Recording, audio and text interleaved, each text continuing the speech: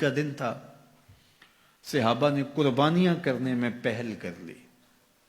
ابھی حضور کی قربانیاں کھڑی ہیں۔ عید کے دن شوق ہوتا نا ہر بندے کو، سب سے پہلے میں جانور ذبح کروں، تو انہوں نے قربانیاں کرنے میں پہل کر لی۔ یا یہ کہ یوم شک کا روزہ رکھا، شعبان المعظم کے 29 دن گزارنے کے بعد چاند دیکھا جائے، اگر چاند نظر آ گیا تو اچھی بات، نہیں تو 30 دن شعبان کے پورے کر کے رمضان کا آغاز کیا جائے۔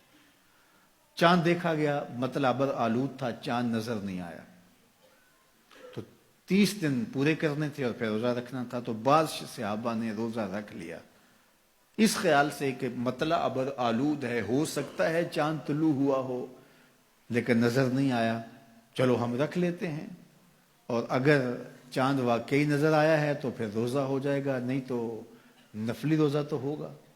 حضور نے نہیں رکھا، کچھ صحابہ نے رکھ لیا۔ اللہ نے قرآن نازل کیا، اے ایمان والو اللہ اور اس کے رسول سے آگے کیوں بڑھتے؟ جب رسول اللہ نے روزہ نہیں رکھا تو تم کون ہو؟ حضور کی قربانیاں کھڑی ہیں، تم ذبح کر رہے ہو اور چاہتے ہو قربانیاں ہو جائیں گی۔ حکم آیا، قربانی تمہاری نہیں ہوئی لیکن چونکہ اللہ کے نام سے تم نے ذبح کیا ہے، حلال ہو گئے۔ یہ جلد بازی کا گوشت ہے جو تم کھا تو سکتے ہو لیکن قربانیاں نہیں ہوئی، دوبارہ لو اور ذبح کرو، اس لیے کہ تم نے رسول سے پہل کی ہے۔ یہ تمہارے روزے نہیں ہوئے اس لیے کہ تم نے رسول سے تقدم اختیار کیا۔ ایمان والو میرے نبی سے آگے نہ بڑھو۔ اب انہوں نے روزہ رکھ لیا تھا، کس لیے رکھا تھا؟ اللہ کی رضا نصیب ہو، اس لیے رکھا تھا نا۔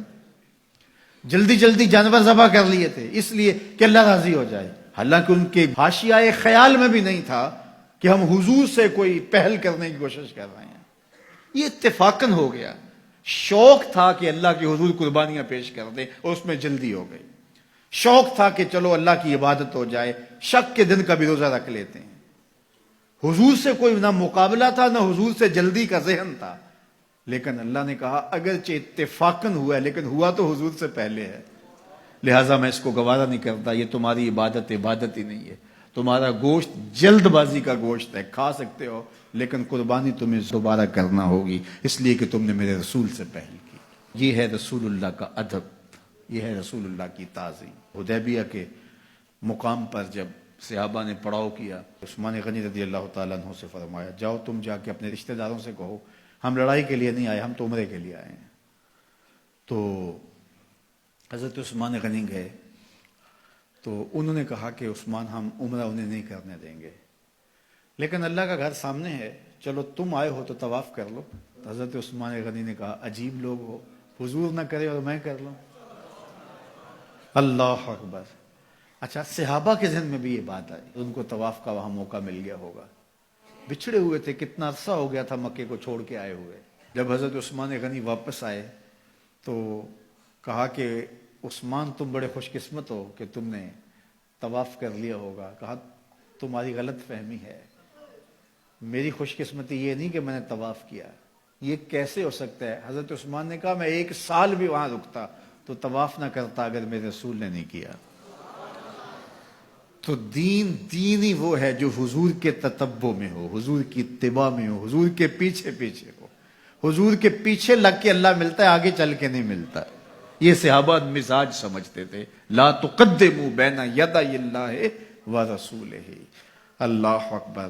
اس لیے خدا تک پہنچنے کا راستہ ہی یہی ہے، خدا کا یہی ہے در، نہیں اور کوئی مفر مکر، جو وہاں ہو یہیں آ کے ہو، جو یہاں نہیں وہ وہاں نہیں۔ وہی لا مکان کے مکی ہوئے، سر عرش تخت نشیں ہوئے۔ یہ نبی ہیں جس کے ہیں وہ مکان، وہ خدا ہے جس کا مکان ہے۔ تو خدا تک پہنچنے کا یہی راستہ ہے۔